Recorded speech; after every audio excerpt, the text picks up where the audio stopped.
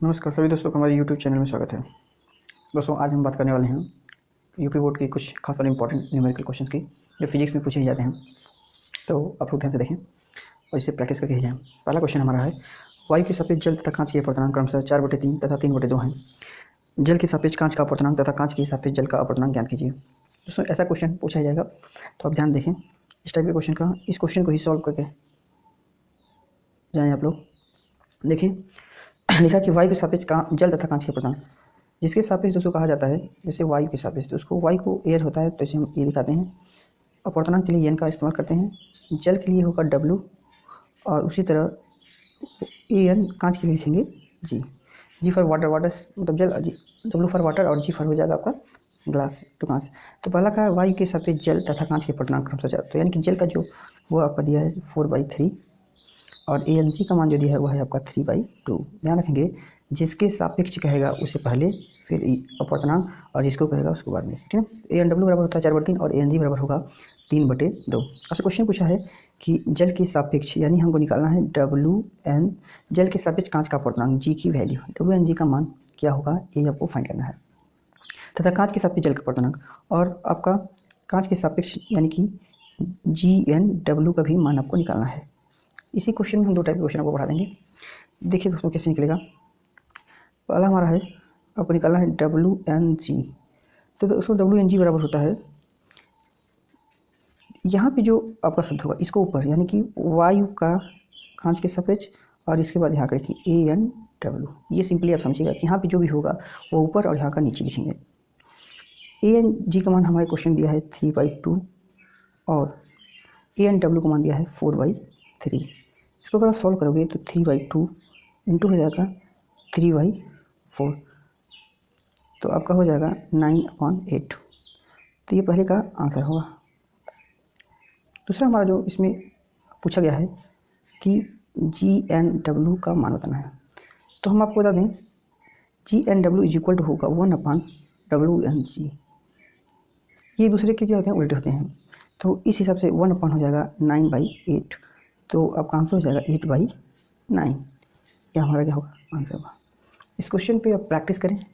इसमें हम आपको बताना चाहते हैं कि यहाँ जो ऊपर क्वेश्चन दिया है ध्यान से देखें, जो लिखा कि वायु के सापेक्ष जल तथा कांच के अपवर्तनांक 4/3, ये 4/3 न देकर आपका 3 से डिवाइड करके यहाँ पे क्वेश्चन दे सकता था 4/3 अगर डिवाइड कर देंगे तो 1.33 समथिंग आएगा, और इसी तरह 3/2 न देकर 1.5 भी दे सकता है। तो आपको पहले ये क्वेश्चन चाहे 4/3 लिखे या 1.33 लिखे, और ये 3/2 न लिखकर 1.5 लिखा, तब भी सवाल ऐसे ही लगाए जाएंगे। ये हमारा पहला क्वेश्चन है, और इस साल हो सकता है कि क्वेश्चन किसी न किसी पेपर में जरूर है, तो आप लोग देख के जाए, हो सकता है आपके पेपर में आ जाए। नेक्स्ट क्वेश्चन हमारा है, दूसरा क्वेश्चन हमने लिया है कि 7 सेंटीमीटर साइज का कोई बीम, बीम मतलब होता है वस्तु है, 18 सेंटीमीटर फोकस दूरी के अवतल दर्पण के सामने 27 सेंटीमीटर दूरी पर रखा गया है। दर्पण से कितनी दूरी पर किसी पर्दे को रखें कि उस पर वस्तु का स्पष्ट प्रतिबिंब प्राप्त किया जा सके। प्रतिबिंब का साइज तथा प्रकृति ज्ञात कीजिए। तो इस टाइप के भी एक क्वेश्चन आपसे पूछे ही जाते हैं बोर्ड एग्जामिनेशन में, तो हम देखेंगे कि हमने इसको इंपॉर्टेंट समझ के ही लिया हुआ है। देखिए सबसे पहले लिखेंगे कि इसमें क्या क्या दिया गया है। क्वेश्चन में 7 सेंटीमीटर साइज का कोई बीम है, वस्तु की जो साइज होती है, वस्तु का आकार, वस्तु का आकार, वस्तु का आकार जिसे हम लोग जनरली एच से दिखाएंगे, ये दिया है आपका 7.0 सेंटीमीटर। दूसरा लिखा है कि 18 सेंटीमीटर फोकस दूरी, इसकी फोकस दूरी दिया हुआ है, दर्पण की फोकस दूरी, दर्पण की फोकस दूरी जिसे हम लोग एफ से दिखाते हैं, दर्पण की जो फोकस होती है वो होती है एफ, इसकी वैल्यू दिया है 18 सेंटीमीटर। इसके बाद दिया है किसी अवतल दर्पण के सामने 27 सेंटीमीटर पर जो वस्तु रखी गई है, वस्तु की दर्पण से दूरी, वस्तु की दर्पण से दूरी जो होती है इसे हम यू से दिखाते हैं, और यह दिया गया है 27 सेंटीमीटर। अब आपको हम एक चीज़ समझा दें कि अगर दर्पण आपका अवतल दर्पण होगा तो इसके बारे में थोड़ा यहाँ पे हम बता देना चाहते हैं आपको।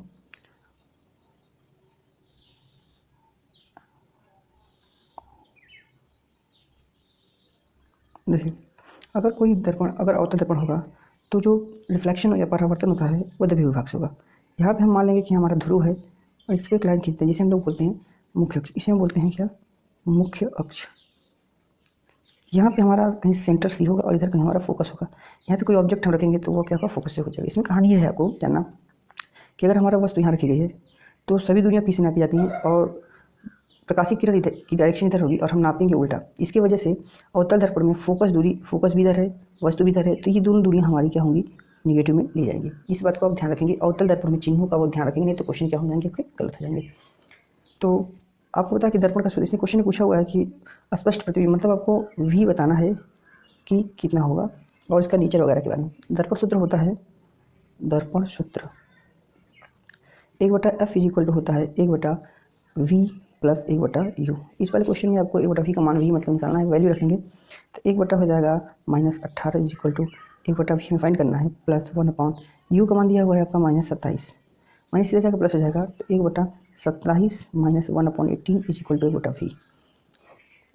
इसके बाद क्या होगा, 1/27 माइनस 1/18 बराबर हो जाएगा 1/u। एलसीएम ले लेंगे तो इसका एलसीएम हो जाएगा 54, यहाँ हो जाएगा 2, यहाँ हो जाएगा 3, बराबर हो जाएगा 1/v,